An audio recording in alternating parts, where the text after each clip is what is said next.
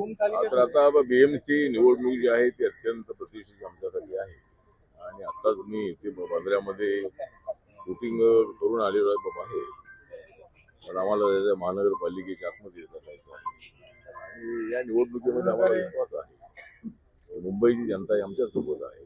नरेंद्र मोदींचा विकास आणि मुंबई आणि महाराष्ट्रासाठी तर मोठ्या प्रमाणामध्ये मदत झालेली आहे.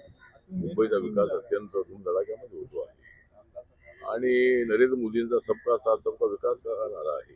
त्यामुळे मुंबईची जनता जी आहे, मराठी जनता 40% आहे, नॉन मराठी जनता 60% आहे आणि त्यामुळं नॉन मराठी लोक जे आहेत ते ठाकरे बंधूंना काय मतदान करणार नाही आहे.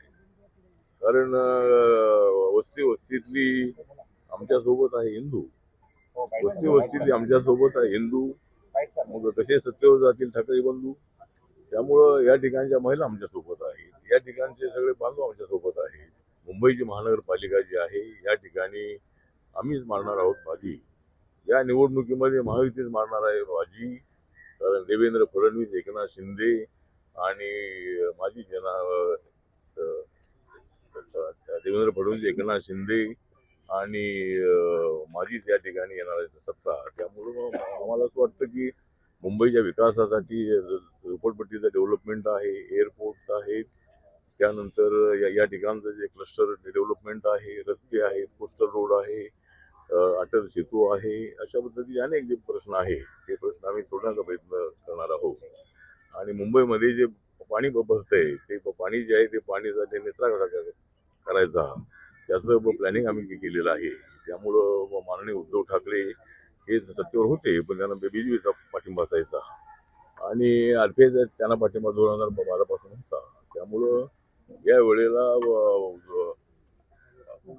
राज ठाकरेंना घेतल्यामुळं उद्धव ठाकरेचं मोठं नुकसान होणार आहे आणि मुंबईची सत्ता ही आमच्या सत्तात येईल असा मला विश्वास आहे. खूप पर्सेंटेज खूप कमी दिसत, अजून टक्का अजून वाढला नाहीये सर. पर्सेंटेज आहे ते टक्का वाढेल. म्हणजे आता एक तर या ठिकाणी मी पाहिलं की तेवढ्याला मोठी लाईन असायची, पण आज मतदार जे आहे ते मतदार मोठ्या प्रमाणात येताना दिसत नाही आहे. पण त्याच्यामध्ये जरी मतदान टक्का कमी झाला तरी त्याचा आम्हाला फायदा होणार आहे. त्यामुळं नक्कीच जी मुंबई महानगरपालिका आहे ही नक्की आमच्या महायुतीच्या हातात येईल आणि मुंबईला न्याय देण्यासाठी आम्ही अत्यंत ऍक्टिव्ह आहोत आणि मुंबईला न्याय देण्याचा आमचा प्रयत्न राहणार आहे.